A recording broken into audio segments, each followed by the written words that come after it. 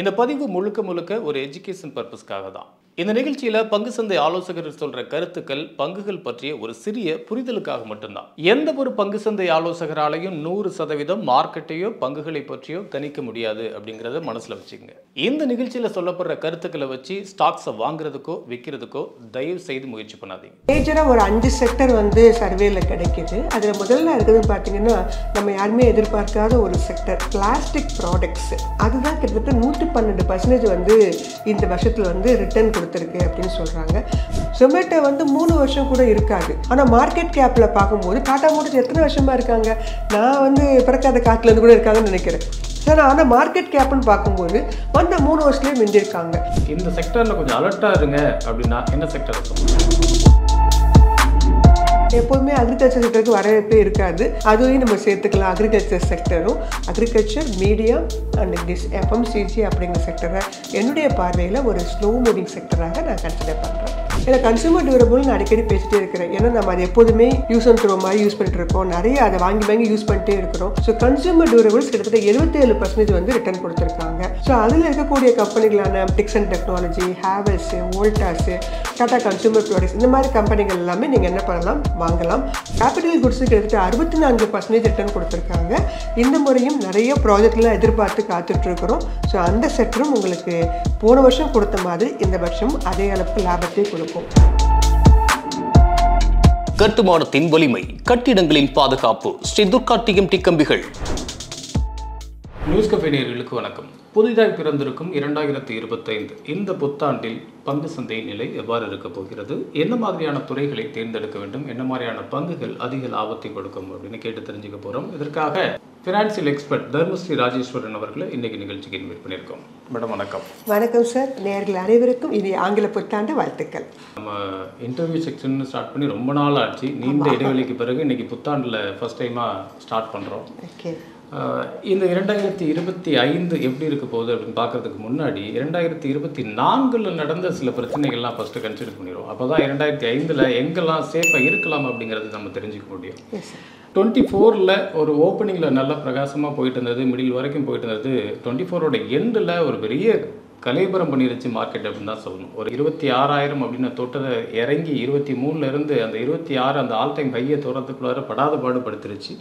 இன்னும் அதை தொடர முடியல. என்ன ரீசன்னால இந்த 2024 எண்டில் இப்போ இப்படி ஒரு மார்க்கெட் கிராஷ்? 2024 தொடங்கும் போதே நம்ம இந்த மாதிரி விஷயங்கள் எல்லாம் கன்சிடர் பண்ணோம். எப்படி 25க்கு பேசுகிறோமோ அதே மாதிரி 24 பொறுத்த மட்டும் மிக முக்கியமான ஒரு விஷயமாக இருந்தது பார்லிமெண்ட் எலெக்ஷனுடைய முடிவுகள். ஸோ அந்த முடிவுகள் பார்த்தீங்கன்னா எதிர்பார்த்த அளவுக்கு அதிகமான அளவுக்கு மெஜாரிட்டியோட வரல. அதுதான் முதல் ரீசன். அன்னைக்கே மார்க்கெட் ஒரு தள்ளாட்டம் கண்டது. ஆனால் அதுக்கப்புறமா ஓகே ஓரளவு ரீகெயின் ஆகி அந்த இடத்துல நின்று ஒரு ஆல் டைம் ஹையை அந்த சமயத்தில் தான் உங்களுக்கு கொடுத்ததாக ஞாபகம். ஸோ 26,600 அப்படிங்கிற நிலைக்கு வந்த பிறகு இந்த மாதிரி எவர் டைம் ஹை, அதாவது ஒரு வருஷத்துக்குள்ளேயே ரொம்ப கிராஜுவலாக ஏறி வரணும். ஆனால் மார்க்கெட் பார்த்தீங்கன்னா ஒரு மாதத்துக்குள்ளெல்லாம் 1000 பாயிண்ட் கிராஸ் பண்ணுச்சு. இந்த அளவு ஸ்பீடு இருந்துச்சுன்னா நிச்சயமாக அதே அளவு இறக்கம் எப்போதுமே இருக்கும். மார்க்கெட்டில் இருக்கிறவங்களுக்கு இவ்வளோ வருஷமாக இருக்கிறவங்களுக்கு தெரியும். ஸோ அது எதிர்பார்த்துட்டு இருக்கும்போது அடுத்த வாய்ப்பாக அமைந்தது ட்ரம்ப் மார்க்கெட்டுக்குள்ளே வர்றாங்க. ஜனாதிபதி தேர்தல் முடிஞ்சிருச்சு. அவருடைய அந்த ஒரு ரிசல்ட்டும் பார்த்தீங்கன்னா ஒரு எதிர்பார்த்த முடிவு தான். ஆனால் அவர் வந்தால் இப்படி தான் மார்க்கெட்டு இருக்கும். ஏன்னா முதல்ல அவர் ஃபஸ்ட் டைம் வரும்போது இப்படி தான் நான் ஏற்கனவே கணிச்சிருந்தேன். மார்க்கெட் முதல் தடவை ட்ரம்ப் ஜெயிச்சு வந்த போதும் கூட ஒரு கிட்டத்தட்ட ஒரு 6 மாதத்துக்கு மார்க்கெட் டவுனில் தான் இருந்துச்சு. அதுக்கப்புறமா தான் மார்க்கெட் மறுபடியும் ரீகெயின் ஆக ஆரம்பிச்சிச்சு. இந்த முறையும் நான் அதை தான் பார்க்குறேன். ஸோ அவருடைய வரவு அப்படிங்கிறது நிச்சயமாக எல்லா கண்ட்ரிக்குமே பார்த்தீங்கன்னா சும்மாவே இருக்க மாட்டார். டாரிஃப் வார் அப்படிங்கிறதே அவர் ட்ரேட் வார் அப்படிங்கிறத இன்ட்ரோ பண்ணி அதை பண்ணுறது தான் அவருடைய முழு நேர வேலையாக இருக்கும். ஸோ நியூஸுக்கெல்லாம் நல்ல கண்டென்ட் கொடுக்குற ஒரு ஆளை அடுத்த ஜனவரி 25 மாற ஆரம்பிப்பார் பாருங்க. இப்போ வரைக்கும் அமைதியாக இருக்காரு, இனிமேல் ஆரம்பிப்பார். ஸோ அதன் காரணமாக மார்க்கெட் பார்த்தீங்கன்னா அதோடைய ஒரு தொடர்ச்சியாகத்தான் அதை பார்க்குறேன். அடுத்ததாக பார்த்தீங்கன்னா இவ்வளோ நாளாக இல்லாத அளவுக்கு உங்களுக்கு ஜப்பானில் ரேட் ஹைக் பண்ணாங்க. அது இத்தனை வருஷத்தில் இல்லாத ஒன்று. ஸோ அந்த ஒரு விஷயமும் பார்த்தீங்கன்னா மார்க்கெட்டை கொஞ்சம் இறக்கம் கொடுத்துச்சு. சைனா கொஞ்சம் ஸ்லோ டவுன் ஆகிறது அவங்க கண்டுபிடிச்சாங்க.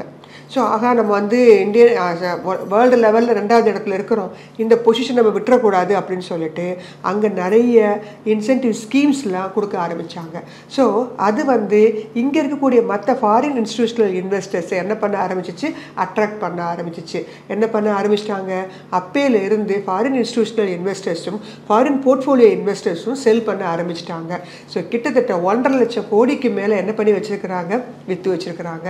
ஸோ அதுதான் பயங்கரமான அளவுக்கு அந்த செல் ஆஃப் அப்படிங்கிறது மார்க்கெட்டை வந்து கொஞ்சமாவது இழுக்கும்.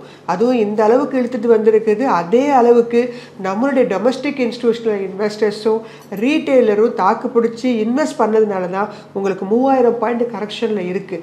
இல்லாட்டி இந்த அளவுக்கு அவங்க செல் பண்ணதுக்கு மார்க்கெட் வந்து இந்நேரம் 20,000 தாண்டி கீழே போயிருக்கணும். ஆனால் அப்படி இல்லாமல் இருப்பதற்கு மெயின் ரீசனே நீங்கள் தான், பப்ளிக் தான். So public and also chip முறையில் பண்ணக்கூடிய இந்த இன்வெஸ்ட்மெண்ட்டு. அடுத்தபடியாக சும்மா இருந்தாங்களா, நம்ம செபி சேர்மன்னு F&Oவில் நிறைய என்ன பண்ணாங்க, நிறைய மாற்றங்களை கொண்டு வந்திருக்கிறாங்க. இப்போயே படிச்சிருப்பீங்க, கிராஜுவலாக அந்த மூமெண்ட் வந்து பயங்கரமாக குறைஞ்சிருக்கு. இந்த ஒரு மாதத்தில் F&O டெரிவேட்டிவ் கான்ட்ராக்ட் எல்லாமே குறைஞ்சிருக்கு. ஸோ அது ஒன்று. அந்த விஷயம் வந்து கண்டிப்பாக மார்க்கெட்டை டவுன் பண்ணும். அடுத்தபடியாக பார்த்தீங்கன்னா மியூச்சுவல் ஃபண்ட்லேயே அவங்க ஸ்ட்ரெஸ் டெஸ்ட்னு ஒன்று கொண்டு வந்தாங்க. ஸோ அந்த மாதிரி விஷயங்கள். அடுத்தபடியாக பார்த்தீங்கன்னா RBI கவர்னர் என்ன பண்ணியிருக்காரு, மாறி இருக்காங்க. அந்த ரேட் கட்டில் கடந்த ஒரு வருஷமாக எந்த விதமான மாற்றமும் செய்யவே இல்லை. அப்படியே இருக்கட்டும் அப்படியே இருக்கட்டும் அப்படியே இருக்கட்டும் போயிட்டாங்க. ஆனால் அதுக்கு பதிலாக US மார்க்கெட்டில் என்ன பண்ணாங்க, ஃபெடரேஷன் ரேட் கேட்க மாற்றிக்கொண்டே இருந்தாங்க. ஸோ இந்த காரணங்களும் கடைசி 6 மாதத்தில் பிரச்சனையை உண்டு பண்ணுது. ஸோ இந்த மாதிரி நிறைய விஷயங்கள் சொல்லலாம். ரெசெஷன் வந்துடும் USA மார்க்கெட்டில், அந்த மாதிரி காரணங்கள். அதே மாதிரி எக்கச்சக்கமான ரீசன். டாலருடைய மதிப்பு வரலாறு காணாத அளவுக்கு உயர்ந்துட்டு போகுது, ரூபாயோட மதிப்பு வரலாறு காணாத அளவுக்கு வீழ்ச்சி. இது எல்லாமே இம்போர்ட் எக்ஸ்போர்ட் துறைகளையும் பாதிக்கும். ஸோ இந்த மாதிரி நிறைய விஷயங்கள் கடந்த 6 மாதம் இன்னும் சொல்லிட்டே போகலாம். Q2 ரிசல்ட்ஸு அது யாருமே ஃப்ளோரிஷாக காட்டவே இல்லையே, எல்லாருமே வெரி டல்லான ரிசல்ட்டு. ஸோ இந்த மாதிரி இவ்வளோ ரீசன்ஸ் இருக்கும்போது மார்க்கெட் இந்த அளவுக்கு உங்களுக்கு தாக்குப்பிடித்து நிற்பதே வெரி வந்து ஒரு சந்தோஷமான ஒரு விஷயமாக தான் நம்ம எடுத்துக்கணுமே தவிர, இந்த கரெக்ஷன் அப்படிங்கிறத ஒரு வரவேற்கத்தக்க விஷயமா பாருங்கள். ஸோ அதனால் இந்த 6 மாதம் அப்படிங்கிறது இந்த அளவு இறங்கி இருக்குது. இனி அடுத்து இந்த மாதிரி விஷயங்கள்லாம் நடைபெறாது அப்படின்னு நம்பலாம். ஏன்னா அடுத்த 6 மாதத்தில் மார்க்கெட் நல்லா உங்களுக்கு ரீகெயின் ஆகிறதுக்கு நிறைய விஷயங்கள் இருக்குது, நம்ம பேசலாம். இந்த ரீசன்ஸ் தான் நான் வந்து ஒரு காரணமாக நினைக்கிறேன் மார்க்கெட் இறங்குறதுக்கு. ஓகே, இந்த காரணங்கள் சொன்னீங்க. இந்த காரணங்களில் இப்போ 2025லையும் இது எல்லாமே கிட்டத்தட்ட எல்லாமே தொடரதான் போகுது. ட்ரம்ப் ஜெயிச்சதாக இருக்கட்டும், செபியோட ரூல்ஸாக இருக்கட்டும், இங்கே எதுலேயுமே மாற்றங்கள் இல்லை. எல்லாமே ஆஸ் யூஷுவல் அப்படியே 2025லையும் தொடர போகுது. இந்த 25 பெட்டராக இருக்கும் அப்படிங்கிறத நம்ம எப்படி எதிர்பார்க்கணும்? 25 என்னுடைய கணிப்பில் வந்து சார் பெட்டராக இருக்குமா அப்படின்னு சொல்கிறத விட இதை விட கீழே போகாதுன்னு நான் நினைக்கிறேன். ஏன்னா நிஃப்டியோட சப்போர்ட் லெவல் நான் வச்சிருக்க ஒரு கணிப்பு 23,000. இந்த 23,000 பிரேக் பண்ணாமல் இந்த இடத்துல இன்னும் ஒரு வாரம் 10 நாள் நின்றுட்டா கூட போதும், மார்க்கெட் மறுபடியும் ரீகெயின் ஆக ஆரம்பிச்சிடும்.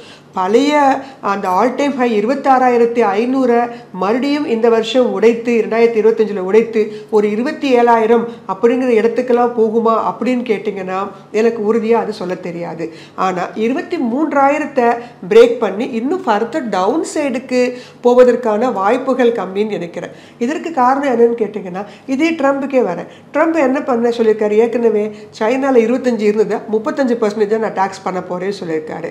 அப்போ அதன் காரணமாக என்ன பண்ணுவாங்க, இந்தியாவுக்கு கொஞ்சம் ஒரு ஆப்பர்ச்சுனிட்டி கிடைக்கிறதுக்கு வாய்ப்பு இருக்குது. அப்போ இந்தியாவில் உற்பத்தி ஆகக்கூடிய பொருட்கள் அங்கே வந்து அமெரிக்காவுக்கு ஏற்றுமதி ஆகும்போது அவங்க சைனாவோட இங்கே என்ன பண்ணுவாங்க, அதிகமான அளவுக்கு வரதுக்கான வாய்ப்புகள் உண்டு.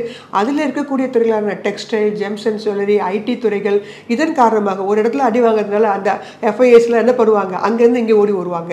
வெளில போனவங்கலாம் மறுபடியும் உள்ளே வந்து தான் ஆகணும். ஸோ FIS வருவதற்கான வாய்ப்புகள் உண்டு வெளில போனவங்க. அதே மாதிரி சைனாவுக்கு வந்து ஒரு பிரச்சனை கொடுத்தாருன்னா இந்தியாவுக்கு வந்து உங்களுக்கு மூவ்மெண்ட் கிடைப்பதற்கு வாய்ப்புகள் உண்டு. ஏன்னா இப்போ வந்து பார்த்தீங்கன்னா 76 பில்லியன் எக்ஸ்போர்ட் பண்ணிட்டு இருக்கோம். இன்னும் கொஞ்சம் எக்ஸ்ட்ராவாக அடுத்த 3 வருஷத்துக்குள்ள ஒரு 25 பில்லியன் எக்ஸ்போர்ட் இதன் காரணமாக கிடைப்பதற்கான வாய்ப்புகள் உண்டு. ஸோ அதில் இருக்கக்கூடிய துறைகளான pharma, textiles, electronic manufacturing companies, அதே மாதிரி renewable energy equipments, IT companies, gems and jewellery, defence and aerospace இந்த மாதிரி கம்பெனிகளுக்கெல்லாம் வாய்ப்புகள் கிடைப்பதற்கு உண்டு. ஸோ இதுதான் வந்து நான் ரெண்டாவது ரீசனாக வைக்கிறேன். ஸோ இந்த துறைகள்லாம் கொஞ்சம் நேயர்கள் கொஞ்சம் கவனித்து பார்த்தாங்கன்னா இதில் இருக்கக்கூடிய கம்பெனிகள், இந்த கம்பெனிகள்லாம் அடுத்த ஒரு 6 மாதத்துக்கு இந்த பிரச்சனைக்கு ஊர் 2 பட்டாங்கிற மாதிரி நம்ம அதில் என்ன பண்ணிக்கலாம், கொஞ்சம் பணம் பார்த்துக்கலாம் அப்படிங்கிறது. அதே மாதிரி நான் Q2 ரிசல்ட் சொன்னேன் இல்லையா, இனி அடுத்து யார் வரப்போகிறா, ஜனவரி உங்களுக்கு பிறந்தோன்னா 10ஆம் தேதியிலேருந்தே ஆரம்பிச்சிருவாங்க. Q3 ரிசல்ட்டு கொடுப்பாங்க. Q3 ரிசல்ட்டும் ரொம்ப எக்ஸலண்ட்டாக கொடுப்பாங்களான்னு தெரியாது. ஆனால் Q2 விட Q3 கொஞ்சம் பெட்டராக கொடுப்பாங்க. ஃபஸ்ட்டு இயர் ஃபஸ்ட்டில் தொடங்குறதுனால அதை விட ரொம்ப நல்லா பெட்டராகவே கொடுப்பாங்க Q4 ரிசல்ட். ஏன்னா Q4 ரிசல்ட் இயர்லி ரிசல்ட்டு. ஏப்ரலில் வரக்கூடிய அந்த ரிசல்ட் அப்படிங்கிறது வந்து பார்த்திங்கன்னா மார்க்கெட்டை கொஞ்சம் நகர்த்தி கொள்வதற்கான ஒரு காரணமாக இருக்குன்னு பார்க்குறேன். அடுத்ததாக மிக மிக முக்கியமாக எதிர்பார்த்துருக்கக்கூடிய ஒரு நியூஸ் பார்த்திங்கன்னா பட்ஜெட். ஸோ போன முறை பட்ஜெட்டில் அவங்க பெருசாக கேபிட்டல் எக்ஸ்பெண்டிச்சர்லாம் நிறைய கொடுக்கவும் இல்லை, அதை நிறைய இம்ப்ளிமெண்ட் பண்ணவும் இல்லை. ஆனால் இந்த முறையாவது, ஏன்னா இதான் கரெக்டான பட்ஜெட்டு, ஸோ இவங்க அதை இம்ப்ளிமெண்ட் பண்ணாதான் அடுத்தடுத்து என்ன பண்ண முடியும், அவங்களால சஸ்டெயின் பண்ண முடியும். ஸோ ஏதாவது ஒரு விஷயங்களை அவங்க என்ன பண்ணுவாங்க, கொஞ்சம் ரீட்டைன் பண்ணுக்காக பட்ஜெட்டில் சில குட் விஷயங்கள் நிறைய எதிர்பார்த்துட்டு இருக்கோம். கன்சல்டேஷன் பேப்பர்லாம் போயிட்டுருக்கு. ஸோ இந்த விஷயம் உங்களுக்கு வந்து மார்க்கெட்டை வந்து ஏற்றுக்கொள்வதற்கான ஒரு வாய்ப்பாக அமையும். அடுத்ததாக புது கவர்னர் பதவி ஏற்கிறாரு. ஸோ புது கவர்னர் வந்த பிறகு அவரும் ஏதாவது ஒன்று ஃபஸ்ட் எடுத்து ஸ்டார்ட் பண்ணணும் இல்லையா, ஏதாவது ஒரு ரேட் கட் அனௌன்ஸ் பண்ணுவார் அப்படிங்கிற ஒரு எதிர்பார்ப்பு இருக்குது. செபி சேர்மனும் ஃபெப்ரவரியில் மாறுறாங்க. புது சேர்மன் வர்றதுனால அவங்களும் ஏதாவது ரூல்ஸ் அண்ட் ரெகுலேஷனை மாற்றலாம். ஸோ இந்த மாதிரி காரணங்களை தான் நான் வந்து முன்வைத்து காத்திருக்கிறேன். அடுத்த ஒரு 6 மாதத்துக்கு மார்க்கெட் வந்து இது எல்லாமே என்னை பொறுத்த மட்டுமே நான் ஒரு குட் நியூஸாக பார்க்குறேன். இது எல்லாமே நான் சொன்னபடி குட் நியூஸாக நிகழும் பட்சத்தில் உங்களுக்கு மார்க்கெட் 23,000 உடைத்து கீழே செல்லாது. ஆனால் அதே சமயம் 25, 26 இதில் தான் உங்களுக்கு பயணம் பண்ணும். வேறு ஏதாவது இன்னும் நிறைய நல்ல குட் நியூஸ்லாம் வந்தால் மட்டும்தான் பழைய லெவலில் வந்து உடைக்கும். ஆனால் ஒரு மாதிரி ஒரு கன்சால்டேஷன் பீரியட்னு வச்சுக்கோங்களேன், 23லேருந்து 26 இந்த ரேஞ்சுக்குள்ளேயே தான் இந்த வருஷம் ஃபுல்லாகவே நகர்த்தி கொண்டு போவாங்கங்கிறது என்னுடைய எதிர்பார்ப்பு. ஓகே, செக்டார் வைஸ் அப்படின்னு பார்க்குறப்ப நம்ம பட்ஜெட் அது ஒரு முக்கியமான விஷயமா பார்க்குறோம். என்ன மாதிரியான பட்ஜெட் எந்த செக்டாருக்கு ஒதுக்குறாங்களோ அதை வச்சு அந்த செக்டார் வளர்றதை நம்ம பார்க்குறோம். 2024 ஒரு சில செக்டாருக்கு அப்படின்னு சொல்லிட்டு பட்ஜெட்லேருந்து சில விஷயங்கள்லாம் கிடைச்சிச்சு, நிறைய துறைகளுக்கு அது கிடைக்கல. 2024 என்ன மாதிரியான செக்டாரில் இன்வெஸ்டர்ஸ் இன்வெஸ்ட் பண்ணி ஒரு நல்ல ப்ராஃபிட் பார்த்த செக்டார்னா எதை சொல்லலாம்? ஒரு மேஜராக ஒரு 5 செக்டர் வந்து சர்வேல கிடைக்கிது. அதில் முதல்ல இருக்குதுன்னு பார்த்தீங்கன்னா நம்ம யாருமே எதிர்பார்க்காத ஒரு செக்டர் பிளாஸ்டிக் ப்ராடக்ட்ஸு. அதுதான் கிட்டத்தட்ட 112% வந்து இந்த வருஷத்தில் வந்து ரிட்டர்ன் கொடுத்துருக்கு அப்படின்னு சொல்கிறாங்க. Plastic products not only for the 1 year, கடந்த 5 வருஷமாகவே அவங்க தான் டாப் கேட்டகரியில் இருக்கிறாங்க. ஏன்னா நம்ம ரெகுலராக அது அதிகமான அளவுக்கு யூஸ் பண்ணுறோம், இண்டஸ்ட்ரி, மேனுஃபேக்சரிங் எல்லா இடத்துலையும். அடுத்ததாக வந்து புதுசாக உள்ள வந்து செகண்ட் ரேங்கே வந்த ஒரு செக்டர்னு பார்த்தீங்கன்னா நம்ம எப்போதும் அதிகமாக பேசிகிட்டு இருக்கக்கூடிய sector ship building. So ship building வந்து கிட்டத்தட்ட 104% வந்து உங்களுக்கு ப்ராஃபிட்டபுளாக ஒரு டாப் பர்ஃபார்மிங் செக்டரில் வந்திருக்கு. ஸோ நம்ம அந்த நேர்களுக்கு நான் அடிக்கடி சொல்கிறது தான், ஷிப் பில்டிங்கில் எல்லாருக்குமே தெரிஞ்சிருக்கும், மசகான் டக்குன்னு அடிக்கடி சொல்லிகிட்டே இருப்பேன். கொச்சின் ஷிப்யார்டு, GRSC இந்த கம்பெனிகள் வந்து இந்த வருஷமும் உங்களுக்கு வந்து ஒரு டிப் மாதிரி எடுத்துக்கலாம். It's not a recommendation. ஏன்னா நான் இது ஏன் நான் கொண்டு வரேன் அப்படின்னா இதுக்கு எல்லாத்துக்கும் இப்போயே பார்த்தீங்கன்னா மசகான் டக்குக்கு அவ்வளோ ஒரு ஆர்டர் புக்கு கிடச்சிருக்கு. ஸோ ஷிப் பில்டிங் எல்லாருக்குமே பெரிய பெரிய லெவலில் தான், ஒரு 1 கோடி 2 கோடிலாம் கிடைக்காது, 800 கோடி 1000 கோடிக்கு தானே ஒரு கப்பல் கட்டுறதுங்கிறது அந்த அளவு. ஸோ அந்த அளவு ஆர்டர் கிடச்சிருக்கிறதுனால இந்த வரக்கூடிய வருஷத்துலையும் ஷிப் பில்டிங் வந்து உங்களுக்கு ஸ்லோவாக மூகிற மாதிரி இருக்கும், கப்பல் ஸ்லோவாக மூகிற மாதிரி தான் இருக்கும், ஆனால் உள்ளே போனால் ஃபாஸ்ட்டாக கப்போம். அதே மாதிரி தான் இங்கேயும் ஷிப் பில்டிங் செக்டர் போன முறையும் நல்ல ரிட்டர்ன் கொடுத்துருக்கு, இந்த முறையும் உங்களுக்கு நல்ல கரெக்ஷன்லேயும் கிடைக்குது, நல்ல ஆல் டைம் ஹையில் போயிட்டு சில இதெல்லாம் ஸ்பிளிட்டு போனஸ்லாம் கொடுத்துருக்காங்க. ஸோ அதன் காரணமாக ஷிப் பில்டிங் செக்டர் உங்களுக்கு நல்ல ஒரு ரிட்டர்னை கொடுக்கக்கூடிய செக்டராக இருக்கும் நெக்ஸ்ட் இயரும்.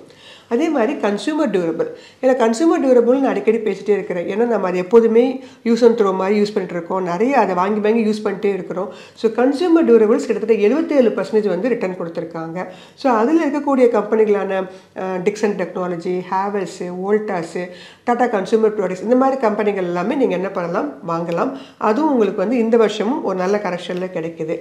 அடுத்ததாக நம்ம எப்போதுமே அடிக்கடி பார்த்துட்ருக்கோம் ஹாஸ்பிட்டாலிட்டின்னு சொல்லக்கூடிய டூர்ஸ் அண்ட் ட்ராவல்ஸு. ஏன்னா அது வந்து பார்த்திங்கன்னா இப்போயும் பார்த்திங்கன்னா நிறைய உங்களுக்கு வந்து ஓப்பனில் வந்து கொரோனாக்கு அப்புறமாக டூர்ஸ் அண்ட் ட்ராவல்ஸ் கொஞ்சம் எக்ஸ்பேண்ட் ஆகிருக்கு. நிறைய செயின் ஆஃப் ஹோட்டல்ஸு, அந்த மாதிரி தாஜ் ஹோட்டல்ஸு, அது மாதிரி IPO வழியாக லீலா ஹோட்டல்ஸ் வர போகிறாங்க. ஸோ அதனால் அந்த ஹோட்டல் செக்டர்ஸும் வந்து பார்த்திங்கன்னா நிறைய ரிட்டர்ன்ஸ் கொடுக்கக்கூடிய செக்டராக ட்ராவல்ஸ் அண்ட் டூரிசம் வந்திருக்கு. அடுத்த 6 மாதத்தில் வந்து பார்த்திங்கன்னா சம்மர் சீசன். ஸோ இதுக்கு எல்லாத்துக்குமே தேவைகள் இருக்கும். ஸோ ஹாஸ்பிட்டாலிட்டி செக்டரும் உங்களுக்கு நல்ல ரிட்டர்னை போன வருஷம் கொடுத்துருக்கு. இந்த வருஷம் நீங்கள் அதை எதிர்பார்க்கலாம். அடுத்து மிக முக்கியமான ஒரு sector capital goods. Capital goods இல்லைன்னா எதுவுமே கிடையாது, இண்டஸ்ட்ரின்னு சொல்லுவோம். ஸோ கேபிட்டல் குட்ஸுக்கு கிட்டத்தட்ட 64% ரிட்டர்ன் கொடுத்துருக்காங்க. இந்த முறையும் நிறைய ப்ராஜெக்ட்லாம் எதிர்பார்த்து காத்துட்ருக்குறோம். ஸோ அந்த செக்டரும் உங்களுக்கு போன வருஷம் கொடுத்த மாதிரி இந்த வருஷம் அதே அளவுக்கு லாபத்தை கொடுக்கும். போன வருஷம் கொஞ்சம் அடி வாங்கின செக்டர் யாருன்னு கேட்டிங்கன்னா மேஜராக oil and gas. Oil and gas வந்து ஏன் அந்த அளவு இறங்குனாங்க அப்படின்னு கேட்டிங்கன்னா க்ரூட் ஆயில் ப்ரைஸ் திடீர்னு வந்து மூவ்மெண்ட் வந்து ரொம்ப குறைஞ்சது.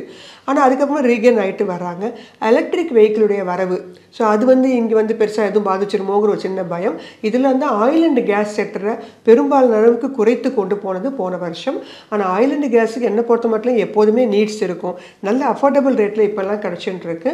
ஸோ பெரும்பாலும் ஐஓசி, ஓஎன்ஜிசி எல்லாமே கவர்மெண்ட் கம்பெனிஸ், உங்களுக்கு டிவிடெண்டாவது கிடைக்கும். ஸோ அந்த வகையில் நல்ல இறக்கத்தில் கிடைக்கிற அந்த கம்பெனிகள்லாம் நீங்கள் கொஞ்சமும் வாங்க ஆரம்பிக்கலாம். ஏன்னா எப்படி ஆல் டைம் ஹை போச்சு, ஆல் டைம் லோவில் ஃபண்டமெண்டலி ஸ்ட்ராங்கான செக்டர்ஸ் கிடைக்கும் போது நேயர்கள் அதையும் கொஞ்சம் பார்த்து கொஞ்சம் அந்த செக்டர் வாங்கினா திருப்பி கொஞ்சமாவது ஏற ஆரம்பிப்பாங்க இல்லையா இந்த வருஷம். அப்போ நம்ம அதில் கொஞ்சம் லாபத்தை பார்ப்பதற்கான வாய்ப்புகள் உண்டு. Okay, oil and gas sector அப்படிங்கிறது லாஸ்ட் 24ல் நெகட்டிவாக நம்ம பார்க்குறோம். பட் 24லேருந்தே இந்த செக்டார் பெருசாக பெர்ஃபார்ம் பண்ணல. அதுக்கு முன்னாடி இயரும் கூட 23ல் கூட பெருசாக பெர்ஃபார்ம் பண்ணல. 25லையும் இந்த செக்டார்ஸ் இப்படி தான் இருக்க போகுது, சில காரணங்களால இப்படி தான் இருக்க போகுது. ஸோ கொஞ்சம் இந்த செக்டாரில் கொஞ்சம் அலர்ட்டாக இருங்க அப்படின்னா என்ன செக்டரை சொல்லலாம்? ஸோ 2025ல் தவிர்க்க வேண்டிய அப்படின்னு பார்த்தீங்கன்னா ஜென்ரலாக எப்போயுமே பார்த்தீங்கன்னா மீடியா செக்டரில் உங்களுக்கு பெருசாக ஒன்றும் மூமெண்ட்டே இருக்காது. ஸோ அதன் காரணமாக அதை கொஞ்சம் தவிர்த்தரலாம். அடுத்தபடியாக பார்த்தீங்க அப்படின்னா வந்து பார்த்தீங்கன்னா எஃப்எம்சிஜி. ஏன்னா எஃப்எம்சிஜிலேயும் வந்து பார்த்தீங்கன்னா அது எப்போவுமே டிஃபென்சிவ் செக்டர். மார்க்கெட் எவ்வளவு அப்ஸ் அண்ட் டவுன்ஸில் இருந்தாலும் ரொம்ப பெரிய லெவலில் வந்து மூமெண்ட்டை கொடுத்து ப்ராஃபிட்டபுளாக கொண்டு போகுமா அப்படின்னு கிடையாது. ஒரு சேஃபான செக்டர். ஸோ முதலீடுகளை கொஞ்சம் குறைச்சிக்கலாம். ஏன்னா இந்த வருஷம் பார்த்தீங்கன்னா அதிகமான அளவுக்கு நிஃப்டியில் வந்து லாஸ் கொடுத்த கம்பெனிகள் லிஸ்ட்டில் இருக்கிறது யாருன்னு பார்த்தீங்கன்னா எஃப்எம்சிஜியில் இருக்கக்கூடிய Nestle India, Tata consumer products, இவங்க தான் அதில் உள்ளே வராங்க. மற்றவங்க நிஃப்டி டாப் 50 கம்பெனியில் டாப் லாஸஸ் யாருன்னு பார்த்தீங்கன்னா அவங்க 2 பேர் இருக்காங்க. ஆனால் எப்போவுமே கை கொடுக்குற செக்டார் அப்படின்னா ஒன்று ஃபார்மாவும் எஃப்எம்சிஜி தான் அப்படின்னு சொல்லி எல்லா எக்ஸ்பர்ட்டுமே அதை தான் நான் ரெக்கமெண்ட் பண்ணுறீங்க. ஆனால் ஃபார்மசி கம்பெனி உங்களுக்கு எப்போதுமே கண்டிப்பாக நல்ல லாபத்தை கொடுக்கும். இந்த வருஷமும் உங்களுக்கு ஹெல்த் கேர் அப்படிங்கிறது லாபத்தை கொடுக்கும். அதுக்கு காரணம் ஏற்கனவே சொன்னால் அந்த டாரிஃப் வார். ஸோ அதன் காரணமாக ஹெல்த் கேர் ப்ராடக்ட்ஸ் உங்களுக்கு நல்லா எப்போதுமே டிமாண்ட் இருக்கு, அதுக்கு எப்போவுமே போகும். ஆனால் எஃப்எம்சிஜிங்கிறது அந்த மாதிரி கிடையாது. ஸோ எஃப்எம்சிஜி நம்ம எப்போதுமே உபயோகப்படுத்தினாலும் கூட அதில் இருக்கக்கூடிய அந்த க்ரோத் அப்படிங்கிறது ஒரு லெவலுக்கு ரீச் ஆகிடும். அதில் இருக்கக்கூடிய மிக முக்கியமான கம்பெனி பார்த்தீங்கன்னா இந்துஸ்தான் யூனிலிவர் ஆகட்டும், ஐடிசி ஆகட்டும், நெஸ்லே, டாடா கன்சூமர் ப்ராடக்ட்ஸு, இந்த கம்பெனிகள் எல்லாமே ஓரளவு பீக்கில் வந்து இருந்துட்டாங்க. புதுசாக எந்த ஒரு ஐபிஓ கம்பெனிஸும் ஜாஸ்தி வரல. இவங்க எல்லாமே 1986லேருந்து இருக்கக்கூடிய கம்பெனிகள். ஸோ அதனால் மக்கள் அதில் அதிகமான அளவுக்கு இன்வெஸ்ட் பண்ணுறதை குறைச்சிட்டாங்க. இப்போ வந்து பார்த்தீங்கன்னா ஸ்டார்ட் அப் கம்பெனிஸ் பாருங்கள், குயிக் இகாமர்ஸில் வந்த ஜொமேட்டோ வந்து டாடா மோட்டருடைய மார்க்கெட் கேப் முந்திருச்சுன்னு சொல்கிறாங்க. ஜொமேட்டோ வந்து 3 வருஷம் கூட இருக்காது. ஆனால் மார்க்கெட் கேப்பில் பார்க்கும்போது டாடா மோட்டர்ஸ் எத்தனை வருஷமாக இருக்காங்க? நான் வந்து பிறக்காத காலத்துலேருந்து கூட இருக்காங்கன்னு நினைக்கிறேன் சார். ஆனால் மார்க்கெட் கேப்னு பார்க்கும்போது வந்த 3 வருஷத்துலேயே மிந்திருக்காங்க. ஸோ இப்படி புதுசாக ட்ரெண்டிங் செக்டர்ஸ் நிறைய உருவாகும் போது இந்த ட்ரெடிஷ்னல் செக்டர் பக்கம்லாம் மக்கள் ஜாஸ்தி என்ன பண்ண மாட்டேங்கிறாங்க, ஃபோக்கஸ் பண்ண மாட்டேங்கிறாங்க. அதில் போட்டால் சேஃபு தான், ஆனால் வளர வேண்டாமா? அப்படி சேஃப்னு தெரிஞ்சால் நான் எஃப்டிலே போட்டு வச்சுட்டு போயிடுவேனே, எதுக்கு வந்து ஷேர் மார்க்கெட்டில் ரிஸ்க் இருக்குன்னு தெரிஞ்சு வரப்போகிறாங்க? அவங்களுக்கு இங்கே என்ன எதிர்பார்க்குறாங்க? ஷேர் மார்க்கெட்டில் போட்டேன்னா எனக்கு 7.25%, மியூச்சுவல் ஃபண்டில் போட்டேன்னா எனக்கு குறைஞ்சபட்சம் 10லேருந்து 12 கொடுப்பாங்க. ஆனால் நான் நேரடியாக ஷேர் மார்க்கெட்டில் வந்து இன்வெஸ்ட் பண்ணுறது எதுக்காக? எனக்கு குறைஞ்சபட்சம் ஒரு 15% ரிட்டர்ன் வரணும். அதே மாதிரி டிவிடெண்ட்டு, போனஸு, ஸ்டாக் ஸ்பிளிட்டு, இந்த மாதிரி நிறைய விஷயங்கள் வந்து ஷேர் மார்க்கெட்டில் உண்டு. இதெல்லாம் எதிர்பார்த்து வரும்போது இதெல்லாம் நான் எதுவுமே கொடுக்கவே மாட்டேன். நான் அமைதியாக இருப்பேன். காலைல ஓப்பன் ஆனால் ஏறுவேன், கொஞ்சோடு ஏறுவேன், கொஞ்சோடு இறங்குவேன். ஸோ அந்த மாதிரி இருக்கும்போது தான் இந்த செக்டரில் வந்து மூவ்மெண்ட்டே கிடைக்க மாட்டேங்குது. ஸோ அதனால தான் பெரும்பாலும் இந்த எஃப்எம்சிஜி செக்டர் அப்படிங்கிறது ஒரு ஃபாஸ்ட் மூவிங் தான். ஆனால் மக்கள்கிட்ட தான் ஃபாஸ்ட் மூவிங். ஷேர் மார்க்கெட்டை பொறுத்த மட்டும் அது ஒரு ஸ்லோ மூவிங் செக்டர் அப்படின்னே சொல்லுவேன். ஸோ அதன் காரணமாக உங்களுக்கு வந்து இந்த டாப் லாஸர் கேட்டகரியில் நீங்கள் பார்க்கும்போதே தெரியலாம். ஸோ ரெண்டு செக்டர்லேயும் கொஞ்சம் உங்கள் பங்களிப்பை வந்து குறைச்சிக்கலாம். அதற்கு பதிலாக வேறு நிறைய ட்ரெண்டிங் செக்டர் உருவாயிருக்கு இல்லையா, like electrical vehicle sector, quick e-commerce sectors, அதே மாதிரி செமிகண்டக்டர் செக்டர்ஸு, இதெல்லாம் புதுசாக வந்தது. ஸோ அதனால் கொஞ்சம் அதிலெல்லாம் வரக்கூடிய கம்பெனிகள் எல்லாம் நீங்கள் கொஞ்சம் ஃபோக்கஸ் பண்ணி ஒரு நியூ கம்பெனிகளும் உள்ளே வரலாம். நியூ ஸ்டார்ட் அப் கம்பெனிகளுக்கு நம்ம பணம் போகட்டுமே, இவங்கெல்லாம் வளர்ந்த கம்பெனிகள்கிட்டே போய் குவியறதை விட இந்த மாதிரி புது கம்பெனிகளையும் நல்ல கம்பெனிகள் வர இருக்காங்க. அடுத்த ஐபிஓஸ்லேயும் புதுசாக நிறைய கம்பெனிகள் வர இருக்கிறாங்க. அதெல்லாம் பார்த்து நீங்கள் அப்ளை பண்ணி வாங்கினீங்கன்னா மார்க்கெட் எவ்வளோ டர்புலண்ட்டாக இருந்தால் கூட நம்ம என்ன பண்ணலாம், தப்பிக்கலாம். ஸோ ஐபிஓ கம்பெனிஸ்லாம் கொஞ்சம் ஃபோக்கஸ் பண்ணுறது நல்லது. எக்ஸிஸ்டிங் செக்டர்னு பார்த்தா நான் என்னுடைய பார்வையில் இந்த 2 செக்டர், எப்போதுமே அக்ரிகல்ச்சர் செக்டருக்கு வரவேற்பே இருக்காது, அதுவும் நம்ம சேர்த்துக்கலாம். அக்ரிகல்ச்சர் செக்டரும், agriculture, media and this FMCG அப்படிங்கிற செக்டரை என்னுடைய பார்வையில் ஒரு ஸ்லோ மூவிங் செக்டராக நான் கன்சிடர் பண்ணுறேன். ஒரு ரேஸில் நல்லா ஓடுற குதிரை மேலே எப்போவுமே ஒரு கண்ணும் ஒரு கவனமும் இருக்கும். அந்த மாதிரி ஒரு நல்லா பர்ஃபார்ம் பண்ண ஸ்டாக்ஸ் அப்படின்னு அது மேலே இன்வெஸ்டர்ஸ்க்கு ஒரு ஆர்வம் எப்போவுமே இருந்திருக்கும். 2024 இந்த ஸ்டாக்ஸ் எல்லாம் நல்லா பர்ஃபார்ம் பண்ணுச்சு அப்படிங்கிறதுனால 2025 இன்வெஸ்ட் பண்ணக்கூடிய இன்வெஸ்டர்ஸ் நம்ம பார்ப்போம். 24 பண்ணுச்சு, 25 இந்த ஸ்டாக்ஸ் நிச்சயமாக பண்ணும். இதுக்கு சில காரணங்கள் இருக்குது அப்படின்னு காரணங்களோடு சொல்லக்கூடிய சில ஸ்டாக்ஸ் அப்படின்னு ஏதாவது ஸ்டாக்ஸ் இருக்கா? 2024 பொறுத்த மட்டும் டாப் 5 கெய்னர்ஸ் அப்படின்னு பார்த்தீங்கன்னா ட்ரெண்ட், டாட்டாவுடைய குரூப்பில் இருக்கக்கூடிய ஜூடியோ 132% வந்து ரிட்டர்ன் கொடுத்துருக்குறாங்க. மஹேந்திரா அண்ட் மஹேந்திரா 76% ரிட்டர்ன் கொடுத்துருக்குறாங்க. பிஇஎல்னு சொல்லக்கூடிய பாரத் எலக்ட்ரானிக்ஸ் 58% லாபம் கொடுத்துருக்குறாங்க. பாரதி ஏர்டெல் 54% கொடுத்துருக்காங்க. சன் ஃபார்மா 47% கொடுத்துருக்குறாங்க. இவங்க வந்து நிஃப்டியில் இருக்கக்கூடிய டாப் 5 கெய்னர்ஸ் அப்படின்னு சொல்லுவோம். இது இல்லாமல் ஸ்மால் கேப், மிட் கேப்லேயும் இவ்வளவு மார்க்கெட் டவுனில் இருக்கும்போதும் சில கம்பெனிகள் வந்து நல்ல அதிகபட்ச லாபத்தை வந்து கொடுத்துருக்குறாங்க. நிஃப்டி 50லே பார்த்தீங்கன்னா ஒரு 10 கம்பெனி தவிர 40 கம்பெனிங்க ஆரம்பத்துலேருந்து இப்போ எண்டிங் முடிக்கும் போது கூட லாபத்தில் இருக்கக்கூடிய கம்பெனிகளாக தான் முடிவடைஞ்சிருக்கிறாங்க. ஸோ இந்த மாதிரி இதே கம்பெனிகள் மறுபடியும் அதே அளவு ராலியை கொடுக்குமா அப்படின்னு கேட்டிங்கன்னா இதில் இருக்கக்கூடிய பெல், பாரத் எலக்ட்ரானிக்ஸ் கொடுப்பதற்கான வாய்ப்புகள் உண்டு. ஏன்னா அவங்க வந்து டிஃபென்ஸ் அண்ட் ஏரோஸ்பேஸ் செக்டரில் வர்றாங்க, நிறைய ஆர்டர்ஸ் கையில் வச்சுருக்கிறாங்க. ஸோ பாரத் எலக்ட்ரானிக்ஸ் நேர்கள் சஜஸ்ட் பண்ணலாம். அதே மாதிரி பாரதி ஏர்டெல் ஏன் நான் கொண்டு வரேன்னு கேட்டிங்கன்னா எஃப்ஐஎஸ் வந்து அதிகமான அளவுக்கு ஷேர்ஸ் எல்லாம் சேல் பண்ணாங்கன்னு சொன்னேன். ஆனால் அவங்க சில கம்பெனிகளில் வாங்கியிருக்காங்க, சில செக்டர்ஸில் வாங்கியிருக்காங்க. என்னென்ன செக்டரில் அவங்க ஃபோக்கஸ் பண்ணியிருக்காங்கன்னு பார்த்தீங்கன்னா இந்த telecom sector, telecom, capital goods, health care, இது 3யுமே எஃப்ஐஎஸ் வந்து வாங்கியிருக்காங்க. சில கம்பெனிகளில் அதிகப்படுத்தியிருக்காங்க அவங்களுடைய ஹோல்டிங்ஸை. ஸோ அதன் காரணமாக உங்களுக்கு அடுத்து வரக்கூடிய வருஷங்கள்லையும் இந்த டெலிகாம் செக்டரில் இருக்கக்கூடிய பாரதி ஏர்டெல், அதே மாதிரி ஹெல்த் கேரில் இருக்கக்கூடிய சன் ஃபார்மா, கேபிட்டல் குட்ஸில் இருக்கக்கூடிய பிஇஎல் அப்படிங்கிற கம்பெனிகள்லாம் கொஞ்சம் நெக்ஸ்ட் இயரும் உங்களுக்கு ஏறுவதற்கான வாய்ப்புகள் உண்டு. ஸோ ட்ரெண்டை பொறுத்த மட்டும் ரொம்ப பீக்கில் இருக்கிறாங்க, கொஞ்சம் அதை வந்து நிதானித்து வாங்குறது நல்லது. எம்என்டம் ஆட்டோமொபைல் செக்டரில் இருக்கிறாங்க, அவங்க எலக்ட்ரிக் வெஹிக்கிள் துறையிலையும் நிறைய புது கார்ஸ்லாம் வந்து லான்ச் பண்ணுற காரணத்தினாலையும் ஆட்டோ எக்ஸ்போ ஷோலாம் நடக்க போகுது. ஸோ அதன் காரணமாக உங்களுக்கு எம்என்டம் வந்து பார்த்திங்கன்னா பழையபடி அவங்களோட ரேலியை வந்து அதே மாதிரி கொடுப்பதற்கான வாய்ப்புகள் உண்டு அப்படின்னு சொல்லலாம். இது அல்லாது பார்த்தீங்க அப்படின்னா கேபிட்டல் குட்ஸில் இருக்கக்கூடிய செக்டரான இன்ஃப்ராஸ்ட்ரக்சர், ரோடு, ரயில்வேஸு, அந்த மாதிரி கம்பெனிகளும் நல்ல ஒரு கிட்டத்தட்ட 30-40% இறங்கி கரெக்ஷனில் கிடச்சிட்டு இருக்கிறாங்க. இப்போ மறுபடியும் அவங்களுக்கு புதுசான ஆர்டர்லாம் கிடைக்க போகுது அப்படின்னு தெரிஞ்சால் என்ன ஆகும், அந்த கம்பெனிகள்லாம் ஏறுவதற்கான வாய்ப்புகள் இருக்குது. அதில் இருக்கக்கூடிய ஆர்விஎன்எல், இர்கான், இந்த மாதிரி கம்பெனிகள்லாம் ஏறுவதற்கான வாய்ப்புகள் உண்டு. அடுத்ததாக சொல்லலாம் அப்படின்னு பார்த்தீங்கன்னா ஐடி செக்டர். ஏன்னா இந்த டாலருடைய மதிப்பு வந்து நமக்கு எந்த அளவு பாதகத்தை உண்டு பண்ணுதோ, டாலருடைய மதிப்பு ஏறுறது ஐடி செக்டருக்கு ரொம்ப வரவேற்கத்தக்க விஷயம். அவங்களுக்கு எல்லா பணமும் டாலர் தானே கிடைக்குது. அதனால உங்களுக்கு ஐடி செக்டர் வந்து ஏறுவதற்கான வாய்ப்புகளும் உண்டு அடுத்த வருடங்களில். இது இல்லாமல் renewable energy sector, semiconductor sector, electrical vehicle sector, அது மட்டும் கிடையாது, வெல்த் மேனேஜ்மெண்ட் செக்டர்னு ஒன்று சொல்லுவோம். லைக் வந்து அசட் மேனேஜ்மெண்ட், முதலாளர் சொல்ற மாதிரி அசட் மேனேஜ்மெண்ட் கம்பெனிங்க, நுவாமா வெல்த் கேர், அந்த மாதிரி இருக்கக்கூடிய கம்பெனிகளும் அடுத்து வரக்கூடிய இந்த 2025 புதுசாக போன வருஷம்லாம் வந்து யாருக்குமே தெரியாமல் இருந்த செக்டர், ஆனால் இப்போ மெல்ல மெல்ல பார்வைக்கு வந்து எல்லாருடைய நோட்டீஸுக்கும் வரக்கூடிய காரணத்தினாலையும் இந்த செக்டர்ஸ் எல்லாமே உங்களுக்கு ஏறுவதற்கான வாய்ப்புகள் உண்டு. ஸோ ஒரு செக்டர் ஏறணும் அப்படின்னா அதுக்கு வந்து 3 பேர் ரொம்ப முக்கியமானவங்க. ஒன்று ஃபஸ்ட்டு கவர்மெண்ட் வந்து அதுக்கு வந்து நிறைய நிதி ஒதுக்கீடுகள்லாம் கொடுக்குறாங்களா அப்படின்னு. ரெண்டாவது ஃபாரின் இன்ஸ்டிடியூஷனல் இன்வெஸ்டர்ஸ் அதை வந்து அந்த கம்பெனிகள்லாம் அந்த செக்டர்ஸை வந்து பார்க்குறாங்களா. மூணாவது domestic institutional investors plus retailer.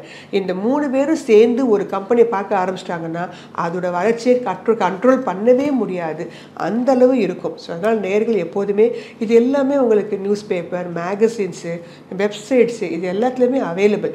கொஞ்சம் டைம் கொடுத்து நான் சொன்ன விஷயங்கள்லாம் பார்த்தாங்கன்னா இன்னும் நிறைய நல்ல கம்பெனிகள் அவங்களுக்கே நல்லாவே தெரிய வரும்.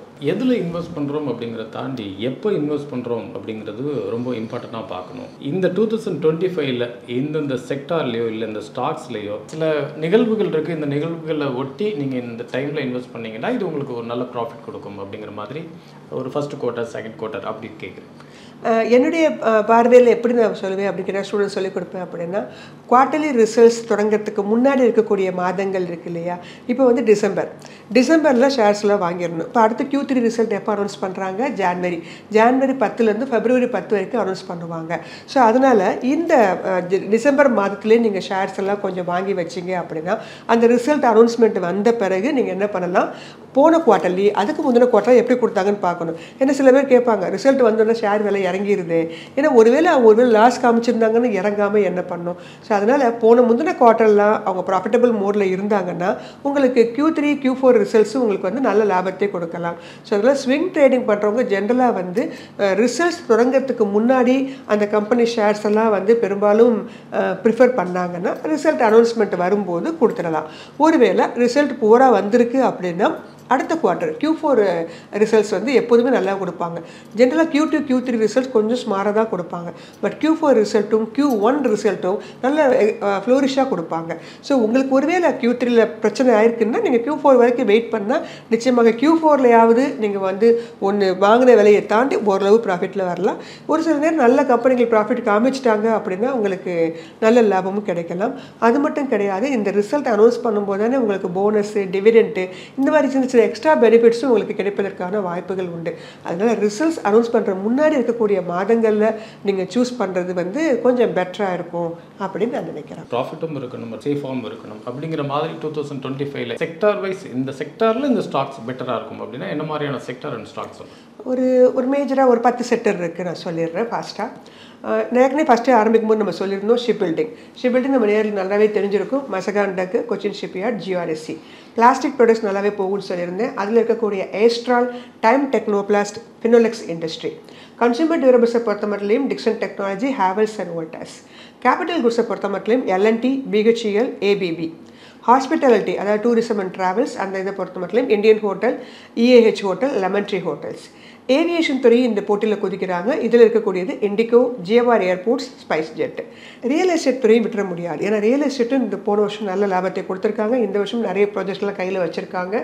அதில் இருக்கக்கூடிய DLF, Macrotech developers, Prestige estates அந்த கம்பெனிகள். ஹெல்த் கேரை பொறுத்த மட்டும் Apollo hospital, Max health care, Syngene international. இறுதியாக கடைசியாக வரப்போகிறது எலக்ட்ரிக்கல்ஸ். அதை பொறுத்த மட்டும் சயான், DLM, CG பவர், சைரபா. ஸோ இது இல்லாமல் பேங்கிங், IT செக்டர் அதெல்லாம் தனியாக இருக்குது. இதில் இருக்கக்கூடிய இந்த கம்பெனிகள் எல்லாமே, இந்த செக்டர்ஸ் எல்லாமே கம்ஃபர்டபுளாக ஒரு 50% மேலே ரிட்டர்ன்ஸை கொடுத்துருக்காங்க போன வருஷம். ஸோ இந்த வருஷமும் இந்த பல காரணங்களால் இருக்கக்கூடிய சில துறைகள் கொடுத்துருக்கேன். இதில் சில துறைகள் கண்டிப்பாக விட்டு போயிருக்கும். நான் அதை வந்து ட்ரெண்டிங் செக்டராக கொண்டு போயிட்டேன். Semiconductor, electrical vehicles, renewable, quick commerce இது எல்லாமே ட்ரெண்டிங் செக்டர். ஸோ அதில் நீங்கள் தனித்தனியாக ஒவ்வொரு கம்பெனி எடுத்துக்கலாம். இந்த செக்டர்ஸும் பார்த்தீங்கன்னா ஒரு நல்ல செக்டர்ஸ். இதில் ஏற்கனவே வச்சுருந்தீங்கன்னா நான் சொன்ன மாதிரி புதுசாக ஏதாவது செக்டர்ஸை வந்து நீங்கள் ஆட் பண்ணிங்கன்னா உங்கள் போர்ட்ஃபோலியோ அடுத்து ஒரு 20லேருந்து 25% ரிட்டர்ன் கொடுக்கும்னு நம்ம தாராளமாக எதிர்பார்க்கலாம். உலகளாவிய பொருளாதார நிலவரங்களோ இல்லை உலக அரசியலோ அல்லது உள்ளூர் அரசியலோ வரும் 2025ல் இந்த மாதிரியான ஒரு மாற்றத்தை கொடுக்க போகுது, இல்லை மாற்றங்களில் நடக்கிறதுக்கு காரணமாக இருக்கும் அப்படின்னா அந்த மாதிரி ஏதாவது நிகழ்வுகள் இருக்கா? Plus or minus any? உலகளாவிய நிகழ்வுகள் அப்படின்னா இவருடைய பதவியேற்பு 25ஆம் தேதி. இவர் வந்த பிறகு அடுத்தடுத்து என்ன அனௌன்ஸ்மெண்ட்டு கொடுக்க போகிறாரு. நிச்சயமாக சைனாவுக்கும் சரி, நம்ம இந்தியாவுக்கும் சரி, ரஷ்யாவுக்கும் சரி மிகப்பெரிய விஷயங்களை வந்து முன்வைப்பார். ஏன்னா டாலர் தான் மிகப்பெரிய இதுவாக இருக்கணுங்கிறது அவருடைய எண்ணம். ஸோ அதுக்கு ஆப்போசிட்டாக இவங்க ஏதாவது பெரிய லெவலில் முயற்சி எடுத்தாங்கன்னு வச்சுக்கோங்களேன், இது வந்து எப்படி வந்து நார்மலாக நீங்கள் வந்து வேர்ல்டு வார் சொல்கிறீங்களோ அது மாதிரி கூட வரத்துக்கு வாய்ப்புகள் உண்டு. இல்லையா சுமூகமாக அவர் அமைதியாக அடக்கி வச்சார்னா இவங்களும் இவங்களும் என்ன பண்ணிடுவாங்க, அமைதியாக அதே போக்கில் விட்டுடுவாங்க. அடுத்ததாக ஜியோ பொலிட்டிக்கல் டென்ஷன், எல்லா வாருமே பார்த்திங்கன்னா அமைதியாக அப்படியே அடங்கி இருக்குது. முடிஞ்சிருச்சா, அப்போ பிரச்சனை முடிஞ்சிருச்சான்னு கேட்டிங்கன்னா இல்லை. திடீர்னு இவர் ஏதாவது ஒன்று தூக்கி போட்டார் அப்படின்னா பிரச்சனைகள் வர்றதுக்கான வாய்ப்புகள் உண்டு. ஸோ ட்ரம்ப்போட அந்த வரவு, அவருடைய பதவி ஏற்பு முடிஞ்ச பிறகு தான் தெரியும் நம்மளுடைய மார்க்கெட் வந்து இன்னும் பெரிய லெவலில் போக போகுதா இல்லை வந்து கஷ்டப்பட போகுதா அப்படின்னு சொல்லிட்டு. அடுத்ததாக இரண்டாவது இந்த மேடம் வாசிக்க போகிற பட்ஜெட்டு. ஸோ பட்ஜெட் அப்படிங்கிறது ஒரு பெரிய லெவலில் தாக்கத்தை உண்டு பண்ணும். ஏன்னா நிறைய பேர் சொல்லிட்டு இருக்கிறாங்க நியூஸ்லாம் டேக்ஸ் எல்லாம் வந்து ரொம்ப குறைக்க போகிறாங்க அப்படி இப்படின்னு. அந்த மாதிரி விஷயங்கள்லாம் நடந்துச்சுன்னு வச்சுக்கோங்களேன், மார்க்கெட் பயங்கர பூம் ஆகும். ஸோ அந்த மாதிரி எதுவும் பண்ண போகிறாங்களா இல்லை வழக்கம் போல் புதுசாக ஏதாவது டேக்ஸை போட்டு தள்ள போகிறாங்களான்னு தெரியல. ஸோ அந்த விஷயமும் மார்க்கெட்டில் ஒரு பெரிய நிகழ்வு வந்து உண்டு பண்ணும். அடுத்ததாக இருக்க போகிறது வந்து results, Q3 and Q4 result, அது ஒன்று. அடுத்து நான்காவதாக புது வரவாக வரப்போகிற IPO கம்பெனிஸ். நிறைய புது வரவாக பெரிய பெரிய IPO கம்பெனிஸ்லாம் வர இருக்குது. ஸோ அதுக்கு மக்கள் கொடுக்கக்கூடிய ரெஸ்பான்ஸ் என்ன, அந்த கம்பெனிகள் எப்படி லிஸ்டிங்கில் வருது, இந்த விஷயங்கள் வந்து மார்க்கெட்டை வந்து நகர்த்தி கொண்டு போகக்கூடிய மேஜரான ஒரு விஷயமாக இருக்கும் அப்படின்னு நம்புகிறேன். அடுத்து RBI கவர்னர், செபி சேர்மனுடைய பதவியேற்பு, அவங்க 2 பேரும் என்ன சொல்ல போகிறாங்க. இந்த 5 நிகழ்வுகளும் அடுத்த 6 மாதத்துக்கு மார்க்கெட்டை பெரிய லெவலில் நகர்த்தி கொண்டு போகக்கூடிய முக்கியமான காரணங்களாக இருக்கும்னு நான் எதிர்பார்க்குறேன். 2025 சந்தையில் நடக்க போகிற மாற்றங்கள், சில நிகழ்வுகள் அப்படிங்கிறத தாண்டி ட்ரம்புக்கு பின்னாடி இப்படி ஒரு பங்கு சந்தை நிலவரம் இருக்குது அப்படிங்கிற ஒரு சீக்ரெட்டையும் எங்களுக்கு சொல்லியிருக்கீங்க. இன்றைக்கி நிகழ்ச்சிக்கு வந்தமைக்கு மிக்க நன்றி. நன்றி சார். மீண்டும் மற்றொரு நிகழ்ச்சியில் சந்திப்போம். வணக்கம். இந்த வீடியோ உங்களுக்கு பிடிச்சிருந்தா லைக் பண்ணுங்க, ஷேர் பண்ணுங்க, கமெண்ட் பண்ணுங்க. மறக்காம பெல் பட்டனை கிளிக் பண்ணிட்டு சப்ஸ்கிரைப் பண்ணிடுங்க.